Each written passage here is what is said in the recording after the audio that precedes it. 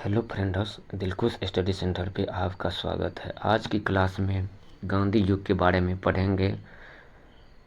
सबसे पहले गांधी जी का परिचय पढ़ेंगे, उसके बाद गांधी जी के बारे में 1917 ईस्वी से 1947 ईस्वी के जो भी महत्वपूर्ण घटना हुआ उसके बारे में पढ़ेंगे। पहले गांधी जी का परिचय, जन्म, उसके बाद कौन कौन सी घटना कहाँ पे किया है इसके बारे में पढ़ेंगे। उसके बाद गांधी युग, जो कि 1917 ईस्वी से 1947 ईस्वी के काल को गांधी युग माना जाता है, उसके बारे में अध्ययन करेंगे। सबसे पहले गांधी जी का परिचय का क्लास करते हैं, डिस्कशन करेंगे। अगर आप कोई भी एग्ज़ाम की तैयारी करें, आपका 4 से 5 नंबर इस क्लास से ज़रूर पूछा जाएगा। किसी भी एग्ज़ाम की व्यू से आज की क्लास मोस्ट VVI है। चलिए शुरू करते हैं। गांधी जी के परिचय के बारे में सबसे पहले शुरू करेंगे।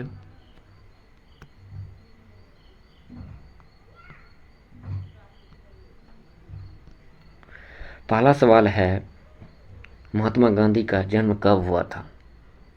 महात्मा गांधी का जन्म गुजरात के पोरबंदर में कब हुआ था? सवाल पूछ सकता है। तो महात्मा गांधी का जन्म 2 अक्टूबर 1869 ईस्वी को हुआ था।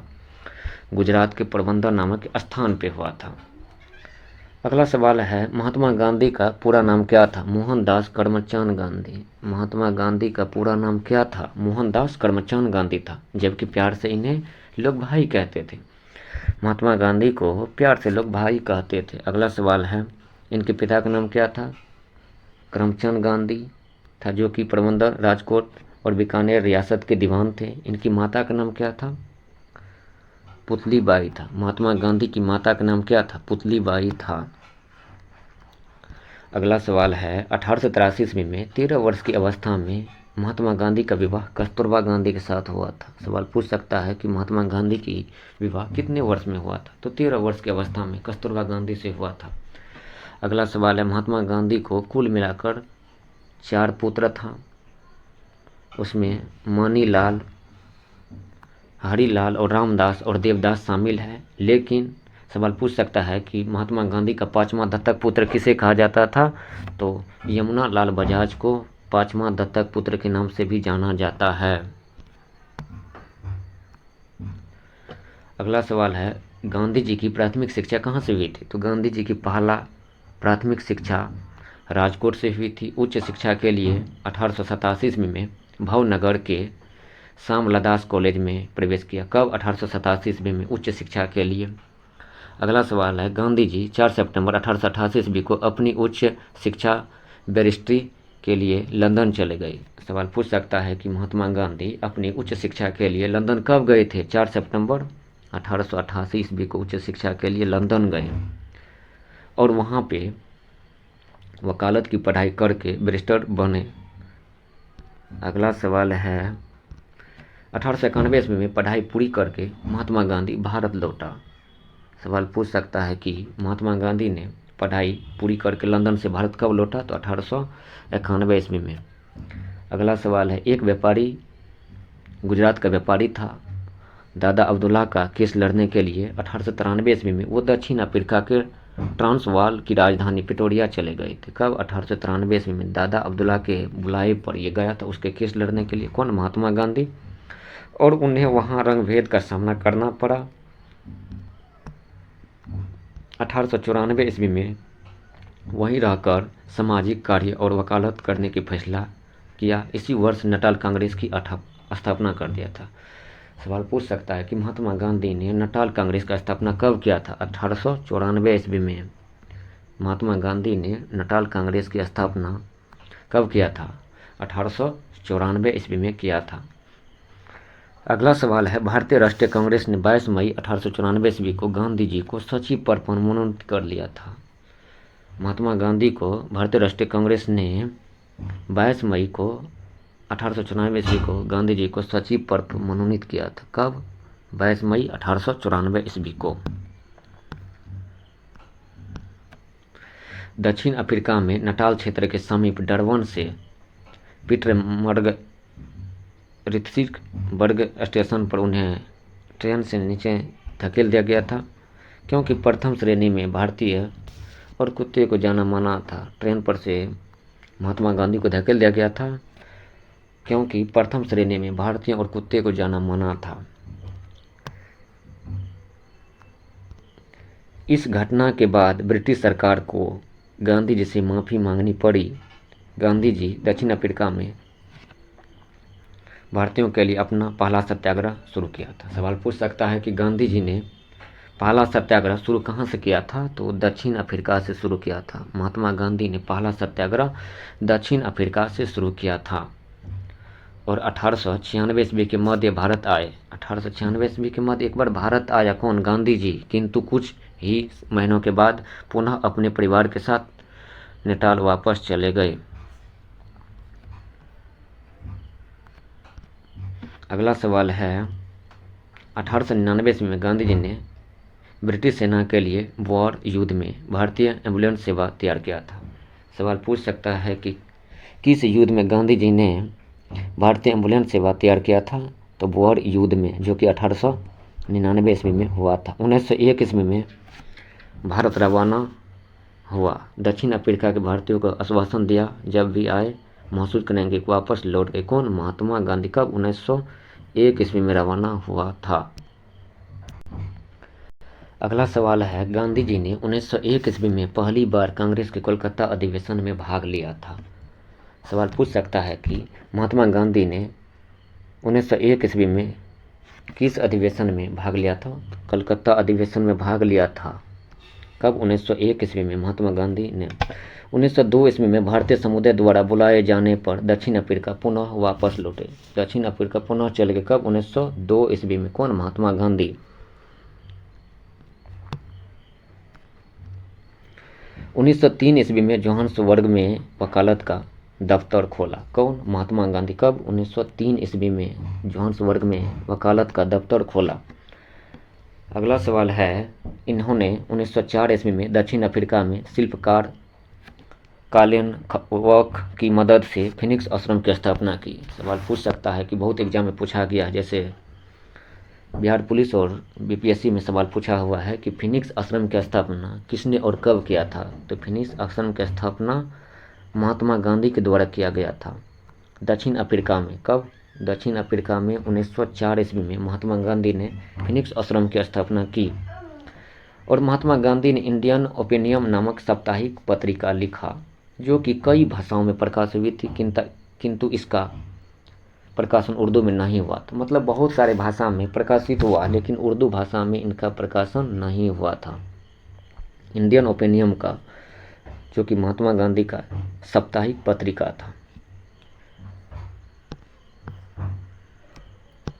अगला सवाल है 1906 ईस्वी में आजीवन ब्रह्मचर्य का व्रत लिया कौन, महात्मा गांधी। कब, 1906 ईस्वी में एसोएटिक ऑर्डिनेंस के विरुद्ध जोहान्सबर्ग में प्रथम सत्याग्रह अभियान प्रारंभ किया था। कहाँ, जोहान्सबर्ग में प्रथम सत्याग्रह अभियान शुरू कौन किया था, महात्मा गांधी। कब, 1906 ईस्वी में। अगला सवाल है 1907 ईस्वी में ब्लैक एक्ट भारतीयों तथा अन्य एशियाई लोगों को जबरदस्ती पंजीकरण के विरुद्ध सत्याग्रह किया गया था। कब, 1907 ईस्वी में। 1908 ईस्वी में सत्याग्रह के लिए जोहान्सबर्ग में प्रथम बार कारावास दंड आंदोलन जारी हुआ। द्वितीय सत्याग्रह में पंजीकरण प्रमाण पत्र लाए गए और पुनः कारावास दंड दिया गया। कब, 1908 ईस्वी में।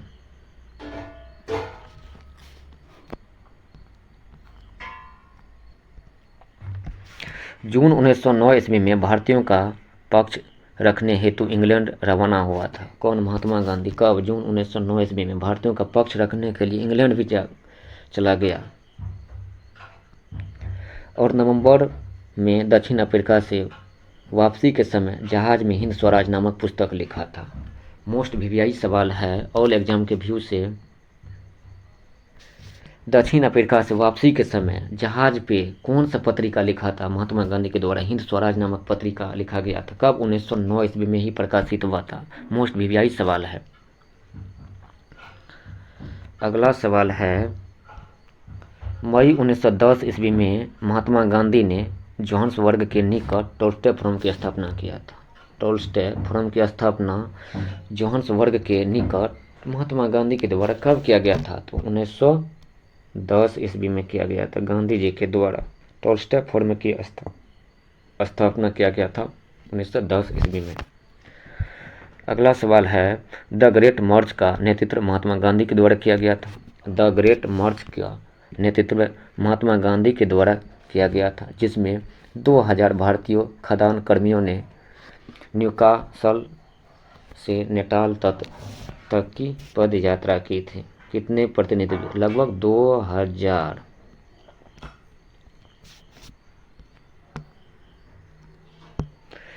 अगला सवाल है, दक्षिण अफ्रीका में ही महात्मा गांधी ने गोपाल कृष्ण गोखले को अपना राजनीतिक गुरु माना था।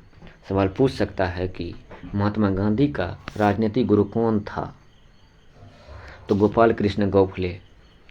सवाल बहुत सारे एग्जाम में पूछा हुआ है, आप वीडियो को अच्छा से देखिए ताकि सवाल बन सके। सवाल पूछ सकता है कि महात्मा गांधी का राजनीतिक गुरु कौन था? गोपाल कृष्ण गोखले को राजनीतिक गुरु मान लिया। कौन? महात्मा गांधी। महात्मा गांधी को आंदोलन की प्रेरणा रूस के विद्वानों लियो टोल्स्टॉय से मिली थी।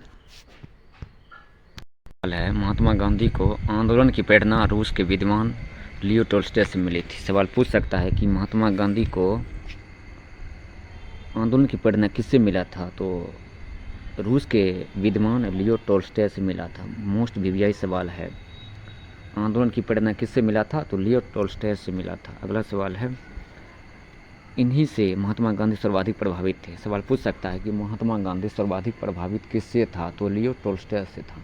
महात्मा गांधी सर्वाधिक प्रभावित किससे था? तो लियो टोल्स्टॉय से प्रभावित था। कौन? महात्मा गांधी। अगला सवाल है, महात्मा गांधी को मुख्य रूप से भूख हड़ताल की प्रेरणा जर्मन विद्वान रस्किन से मिली थी। किससे मिली थी? मुख्य प्रेरणा जर्मन विद्वान रस्किन से मिला था। महादेव देसाई महात्मा गांधी के सलाहकार सचिव थे। कौन? महात्मा गांधी के सलाहकार सचिव कौन था?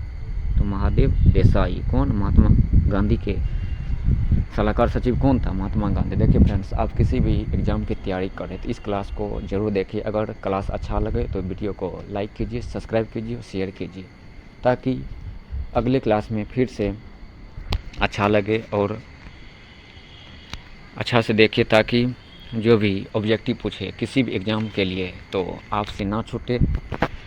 अगला सवाल है, अमेरिका पत्रकार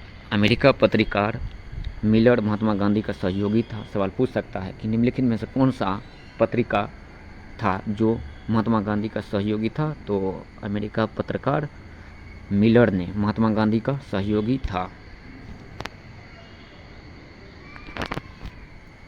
अगला सवाल है, 9 जनवरी 1915 ईस्वी को महात्मा गांधी और कस्तूरबा गांधी मुंबई वापस लौट गया।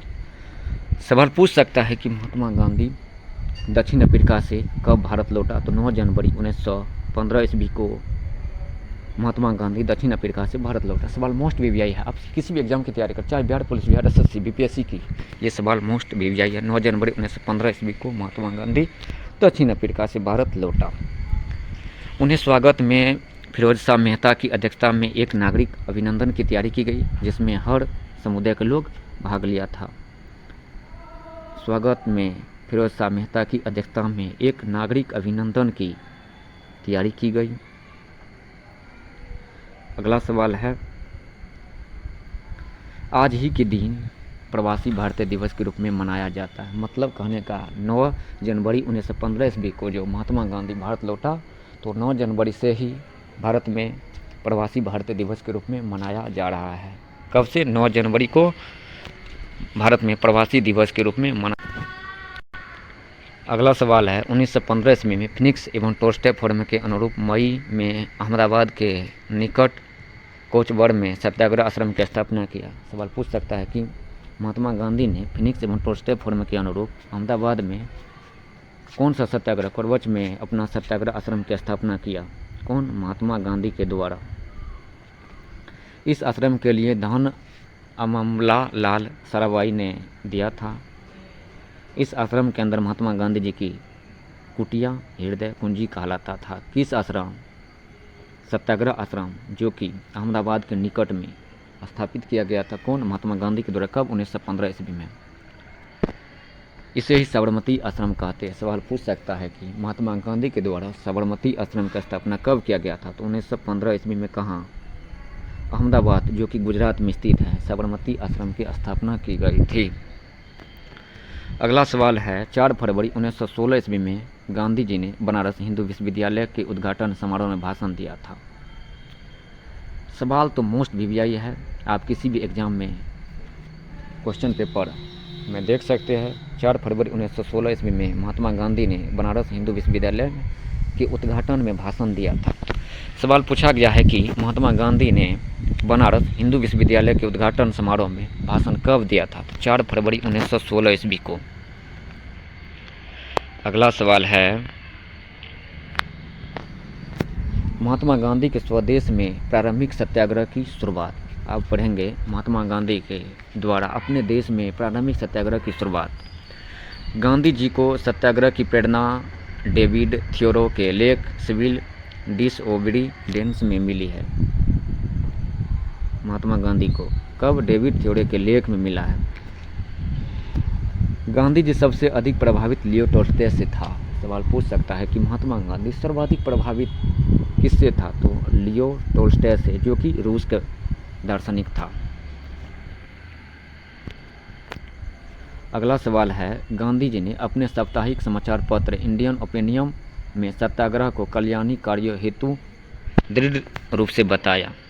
यंग इंडिया में इन्होंने सत्याग्रह को स्वयं कष्ट सहने वाले सिद्धांत के रूप में वर्णित किया है। किस पत्रिका में महात्मा गांधी ने स्वयं को सहने वाले सिद्धांत के रूप में वर्णित किया है? तो यंग इंडिया नामक पत्रिका में। यंग इंडिया नामक पत्रिका में कौन? महात्मा गांधी ने।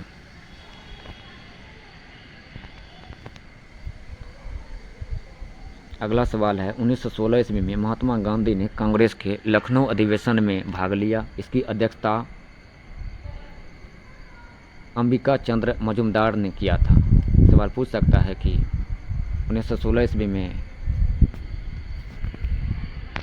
भारतीय राष्ट्रीय कांग्रेस के लखनऊ अधिवेशन की अध्यक्षता किसने किया था? अंबिका चंद्र मजुमदार ने किया था भारतीय राष्ट्रीय कांग्रेस के अध्यक्षता। लेकिन 1916 ईस्वी में महात्मा गांधी ने कांग्रेस के लखनऊ अधिवेशन में भाग लिया था, अध्यक्षता नहीं किया था लेकिन भाग लिया था। इसी अधिवेशन में राजकुमार शुक्ल ने, किस अधिवेशन में? तो लखनऊ अधिवेशन जो 1916 ईस्वी में हुआ था।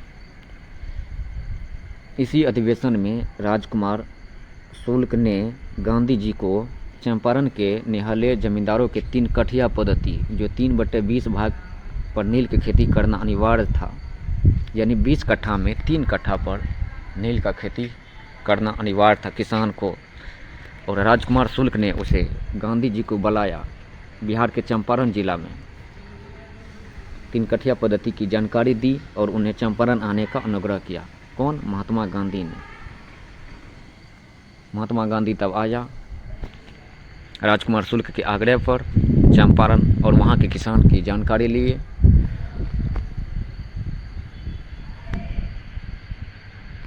अगला सवाल है 1917 ईस्वी में महात्मा गांधी राजेंद्र प्रसाद तथा अनुग्रह नारायण सिन्हा के साथ चंपारण पहुंचे। सवाल पूछ सकता है कि जब महात्मा गांधी बिहार के चंपारण जा रहा था तो उसके साथ कौन कौन सहयोगी था?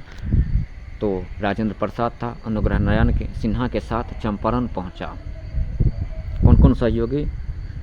राजेंद्र प्रसाद था, अनुग्रह नारायण था, सिन्हा था और महात्मा गांधी के साथ सब गए और वहाँ सफल सत्याग्रह किया। कौन? महात्मा गांधी।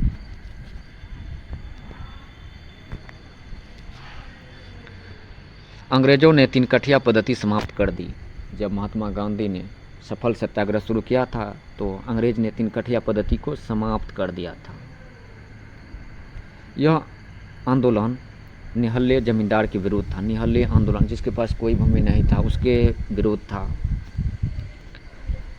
यह भारत में महात्मा गांधी का पहला सफल सत्याग्रह था। सवाल पूछ सकता है कि भारत में महात्मा गांधी का पहला सफल सत्याग्रह कौन था? तो वह चंपारण सत्याग्रह था, जो कि 1917 ईस्वी में हुआ था। महात्मा गांधी का पहला सफल सत्याग्रह कौन था? तो चंपारण सत्याग्रह था।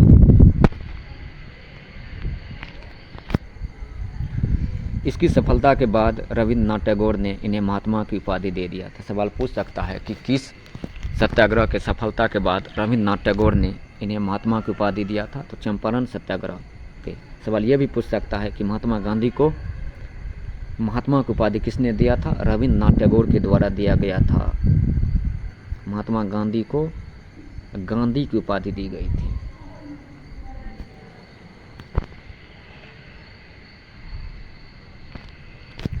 अगला सवाल है, इस आंदोलन में महात्मा गांधी के साथ डॉक्टर राजेंद्र प्रसाद, आचार्य जे.बी. कृपलानी और महादेव देसाई और बाबा नरहरि पारिख ने दिया था। सवाल पूछ सकता है कि महात्मा गांधी के चंपारण सत्याग्रह के दौरान कौन कौन व्यक्ति साथ था? तो डॉक्टर राजेंद्र प्रसाद था, आचार्य जे.बी. कृपलानी था, महादेव देसाई था, बाबा नरहरि पारिख था। सवाल मोस्ट वीवीआई है।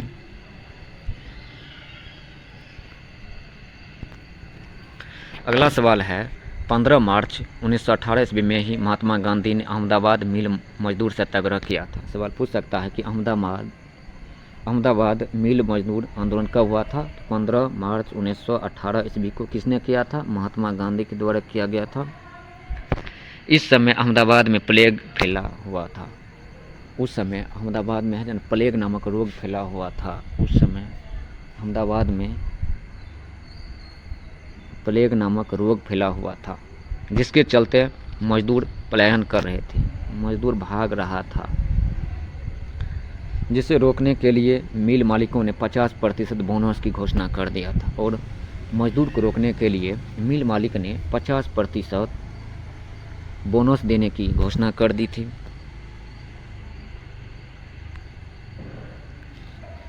अगला, लेकिन प्लेग समाप्त होते ही इस बोनस को वापस ले लिया था। लेकिन जब वो प्लेग बीमारी समाप्त हो गया था तो बोनस को वापस ले लिया। अगला सवाल है, इस सत्याग्रह में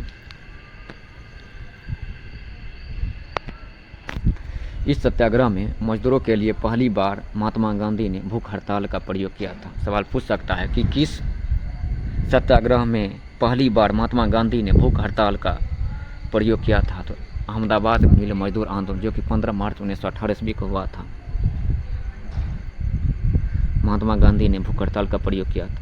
इसके फलस्वरूप मिल मजदूर मालिक के लिए 35% बोने देने के लिए तैयार हो गए। इसके जब ये सत्याग्रह सफल हुआ तो मिल मालिक ने मजदूर के लिए 35% बोनस देने के लिए तैयार हो गया। अतः इस प्रकार यह आंदोलन भी सफल रहा। जब महात्मा गांधी ने पूरा मजदूर के बारे में सफलता प्राप्त किया तो यह भी आंदोलन पूर्णतः सफल रहा, जिस तरह से चंपारण आंदोलन सफल रहा। अगला सवाल है, गांधी जी ने 1918 ईस्वी में अहमदाबाद लेबर टेक्सटाइल एसोसिएशन की स्थापना किया था। बहुत मोस्ट वीवीआई है ऑल एग्जाम के व्यू से कि गांधी जी ने 1918 ईस्वी में अहमदाबाद लेबर टेक्सटाइल एसोसिएशन की स्थापना किया था। कब? 1918 ईस्वी में। अगला सवाल है, 22 मार्च 1918 ईस्वी में गांधी जी ने खेरा सत्याग्रह और किसान के बड़े टैक्स को माफ़ करवाया था। कब? 22 मार्च 1918 ईस्वी को। अगर क्लास अच्छा लगे तो प्लीज़ सब्सक्राइब कीजिए, वीडियो को लाइक कीजिए। अगला सवाल है, महात्मा गांधी के आंदोलन के 4 चरण था। महात्मा गांधी के आंदोलन का कितने चरण था? 4 चरण था। समझने योग्य क्वेश्चन है। पहला वो सत्याग्रह, दूसरा भूख हड़ताल, तीसरा बहिष्कार और चौथा हड़ताल था। महात्मा गांधी के 4 चरण थे। पहला सत्याग्रह था, भूख हड़ताल था, बहिष्कार था और हड़ताल था। गांधी जी के प्रमुख हथियार थे स्वयं, सत्य एवं अहिंसा। सवाल पूछ सकता है कि महात्मा गांधी का प्रमुख हथियार क्या था? सत्य एवं अहिंसा। सत्य के साथ रहो और हिंसा नहीं करना चाहिए, और अहिंसा से किसी भी सफलता को प्राप्त करना चाहिए। अगला सवाल है, महात्मा गांधी की उपाधि। महात्मा गांधी को कौन कौन सी उपाधि दिया गया था, इसके बारे में डिस्कशन करेंगे। अंग्रेज ने गांधी जी को सार्जेंट की उपाधि दी थी। सवाल पूछ सकता है कि अंग्रेज ने महात्मा गांधी को किसकी उपाधि दी थी, तो सार्जेंट की। अंग्रेज ने महात्मा गांधी को किसकी उपाधि दी थी, सार्जेंट की, क्योंकि गांधी जी ने प्रथम विश्व युद्ध में ब्रिटिश सेना में बहुत से भारतीयों को भर्ती करवाया था। प्रथम विश्व युद्ध में ब्रिटिश सेना में बहुत से भारतीयों को भर्ती करवाया था, इस कारण अंग्रेज ने गांधी जी को सार्जेंट की उपाधि दी थी। अंग्रेजों का सहयोग करने के कारण महात्मा गांधी को ब्रिटिश सरकार ने केसर-ए-हिंद की उपाधि दी थी। अंग्रेज का सहयोग करने के लिए महात्मा गांधी को ब्रिटिश सरकार ने केसर-ए-हिंद की उपाधि दी थी। सवाल पूछ सकता है कि महात्मा गांधी को केसर-ए-हिंद की उपाधि किसने दिया था, तो अंग्रेजों के द्वारा दिया गया था। जब अंग्रेजों का महात्मा गांधी ने सहयोग किया था तब दिया था केसर-ए-हिंद की उपाधि। अगला सवाल है, चंपारण सत्याग्रह की सफलता के बाद रविन्द्रनाथ टैगोर ने महात्मा की उपाधि दी थी। जब चंपारण सत्याग्रह सफल हो गया था तो उस समय रविन्द्रनाथ टैगोर ने महात्मा गांधी को महात्मा की उपाधि दी थी। सवाल मोस्ट वीवीआई है किसी भी एग्जाम के व्यू से। जवाहरलाल नेहरू ने इन्हें बापू की उपाधि दी थी। सवाल पूछ सकता है कि महात्मा गांधी को बापू की उपाधि किसने दिया था, तो जवाहरलाल नेहरू के द्वारा दिया गया था बापू की उपाधि। सुभाष चंद्र बोस ने इन्हें राष्ट्रपिता की उपाधि दी थी। सवाल मोस्ट वीवीआई है। राष्ट्रपिता की उपाधि महात्मा गांधी को किसने दिया था, तो सुभाष चंद्र बोस के द्वारा दिया गया था। राष्ट्रपिता की उपाधि महात्मा गांधी को सुभाष चंद्र बोस के द्वारा दिया गया था।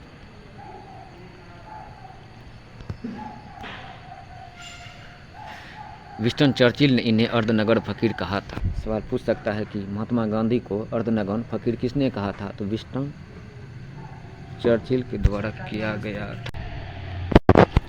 अगला सवाल है, रामधारी सिंह दिनकर ने इन्हें सर्वोदय का अग्रदूत कहा था। सवाल पूछ सकता है कि महात्मा गांधी को सर्वोदय का अग्रदूत किसने कहा था, तो रामधारी सिंह दिनकर ने कहा था। मोस्ट वीवीआई है सवाल, किसी भी एग्जाम के व्यू से सवाल मोस्ट वीवीआई है।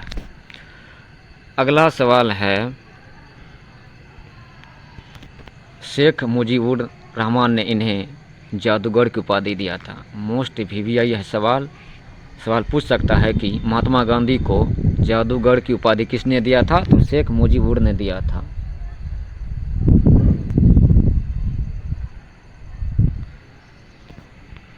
अगला सवाल है, खुदाई खिदमतगार संस्था ने मंगल बाबा की उपाधि दिया था। किसको, महात्मा गांधी को दिया गया था। खुदाई खिदमतगार संस्था ने मंगल बाबा की उपाधि किसको दिया था, महात्मा गांधी को। आइंस्टीन ने कहा कि आने वाला 100 या 200 वर्ष के बाद शायद ही कोई विश्वास करे कि ऐसे हाड़ मांस के शरीर वाला व्यक्ति इस पृथ्वी पर था। इतना बड़ा आंदोलन कर दिया था। किसने कहा था, आइंस्टीन ने कहा था। आज की क्लास में बस इतना ही। अगले क्लास में होम रूल आंदोलन के बारे में डिस्कशन करेंगे। अगर वीडियो अच्छा लगे तो चैनल को सब्सक्राइब शेयर कीजिए। अगला टॉपिक है होम रूल आंदोलन, जो कि मोस्ट इम्पोर्टेंट टॉपिक है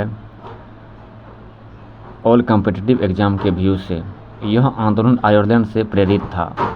होम रूल आंदोलन आयरलैंड से प्रेरित था। सवाल पूछ सकता है कि होम रूल आंदोलन किस देश से प्रेरित था, तो आयरलैंड से प्रेरित था। इसकी शुरुआत 2 चरणों में हुई थी। पहला चरण बाल गंगाधर तिलक ने अप्रैल 1916 ईस्वी में महाराष्ट्र से प्रारंभ किया था। सवाल पूछ सकता है कि पहला चरण की शुरुआत कब हुआ था, अप्रैल 1916 ईस्वी में हुई थी। किसके द्वारा किया गया था, बाल गंगाधर तिलक के द्वारा किया गया था। प्रथम यानी पहला चरण बाल गंगाधर तिलक ने अप्रैल 1916 ईस्वी में प्रारंभ किया था। कहाँ से, महाराष्ट्र से प्रारंभ किया था। इस आंदोलन के दौरान उन्होंने कहा कि स्वराज मेरा जन्म सिद्ध अधिकार है और मैं इसे लेकर रहूँगा। सवाल पूछ सकता है कि स्वराज मेरा जन्मसिद्ध अधिकार है और मैं इसे लेकर रहूँगा, किसका कथन है? तो बाल गंगाधर तिलक के कथन है। वेलेंटाइन सिरोल ने तिलक जी को भारतीय अशांति का जनक कहा था। मोस्ट वीवीआई सवाल है कि भारतीय अशांति का जनक कहा था किसने? वेलेंटाइन सिरोल ने। किसको कहा था? बाल गंगाधर तिलक को कहा था। बाल गंगाधर तिलक को कहा था, जिस कारण ये उस पर केस लड़ने के लिए कहाँ चले गए? लंदन चले गए थे। अगला सवाल है 1918 ईस्वी तक होम रूल आंदोलन का पहला चरण समाप्त हो गया था। यानी 1918 ईस्वी में होम रूल आंदोलन का पहला चरण समाप्त हो गया। अगला सवाल है बाल गंगाधर तिलक को लोकमान्य कहा जाता है। सवाल पूछ सकता है कि लोकमान्य के नाम से किन्हें जाना जाता है? तो बाल गंगाधर तिलक को जाना जाता है। इनकी अर्थी को महात्मा गांधी और शौकत अली ने कंधा दिया था। किनकी अर्थी को? बाल गंगाधर तिलक की अर्थी को महात्मा गांधी और शौकत अली ने कंधा दिया था। होम रूल आंदोलन का दूसरा चरण सितंबर 1916 ईस्वी में एनी बेसेंट ने प्रारंभ किया था। होम रूल आंदोलन का दूसरा चरण सितंबर 1916 ईस्वी में एनी बेसेंट ने प्रारंभ किया था। इनका होम रूल आंदोलन पूरे भारत में फैल गया था, किंतु अंग्रेज ने एनी बेसेंट को गिरफ्तार कर लिया। जब 1918 ईस्वी में उन्हें छोड़ दिया और तब तक होम रूल आंदोलन पूरी तरह से समाप्त हो चुका था। होम रूल आंदोलन का मुख्य उद्देश्य क्या था? राज्यों का स्वशासन करना था। राज्यों का स्वशासन करना था। बस इतना ही होम रूल आंदोलन के बारे में पढ़ेंगे। अगला टॉपिक इसके बाद डिस्कशन करेंगे। अगला टॉपिक है रोलेक्ट एक्ट 18 मार्च 1919 ईस्वी को हुआ था। इस टॉपिक के बारे में अब डिस्कशन करेंगे, जो कि ऑल एग्ज़ाम के व्यू से मोस्ट इम्पोर्टेंट है। Bihar police, Bihar SSC, BPSC exam के व्यू से मोस्ट वीवीआई है। एक सवाल हर एग्ज़ाम में पूछा ही जाता है। चलिए इस वीडियो को शुरू करते हैं। भारतीय क्रांति को दबाने के लिए इंग्लैंड हाईकोर्ट के न्यायाधीश सिडनी रोलेक्ट की अध्यक्षता में, सवाल पूछ सकता है कि भारतीय क्रांति को दबाने के लिए इंग्लैंड हाईकोर्ट के न्यायाधीश सिडनी रोलेक्ट की अध्यक्षता में 10 दिसंबर 1917 ईस्वी को एक समिति का गठन किया गया, जिसके अध्यक्ष संदेश के आधार पर पुलिस किसी को भी गिरफ्तार कर सकती थी। इसका गठन कब किया गया था? तो 10 दिसंबर 1917 ईस्वी को एक समिति का गठन किया गया था सिडनी रोलेक्ट की अध्यक्षता में, जिसके तहत बिना संदेह के आधार पर पुलिस किसी भी व्यक्ति को गिरफ्तार कर सकती थी। इस समिति का रिपोर्ट 15 अप्रैल 1918 ईस्वी को आई थी। इस समिति का रिपोर्ट 15 अप्रैल 1918 ईस्वी को आई थी, जिसे भारतीय नेता के कड़े विरोध के बावजूद अंग्रेजी सरकार ने 18 मार्च 1919 ईस्वी को रोलेक्ट एक्ट पास किया था। 18 मार्च 1919 ईस्वी को रोलेक्ट एक्ट पास किया था। सवाल पूछ सकता है कि अंग्रेज सरकार ने रोलेक्ट एक्ट को पास कब किया था? 18 मार्च 1919 ईस्वी को रोलेक्ट एक्ट पास किया था। इस एक्ट को the anarchical and revolutionary crime act भी कहा जाता था। अगला सवाल है भारतीयों ने इसे काला कानून कहा था। सवाल पूछ सकता है कि रोलेक्ट एक्ट को काला कानून किसने कहा था? भारतीयों के द्वारा रोलेक्ट एक्ट को काला कानून कहा गया था तथा इसने बिना दलील, बिना वकील, बिना अपील का कानून कहा गया। किसे? रोलेक्ट एक्ट को काला कानून के नाम से जाना जाता है। किस एक्ट को? तो रोलेक्ट एक्ट को काला कानून के नाम से जाना जाता है, क्योंकि बिना दलील, बिना अपील, बिना वकील का भी किसी को भी गिरफ्तार कर लिया जाता था। 6 अप्रैल 1919 ईस्वी को गांधी जी के द्वारा देशव्यापी हड़ताल किया गया। 6 अप्रैल 1919 ईस्वी को गांधी जी के द्वारा देशव्यापी हड़ताल कर दिया गया था। कब? 6 अप्रैल 1919 ईस्वी को। गांधी जी ने रोलेक्ट सत्याग्रह के लिए 3 राजनीतिक मंच का उपयोग किया था। पहला है होम रूल लीग का, दूसरा खिलाफत आंदोलन का, तीसरा सत्याग्रह सभा का।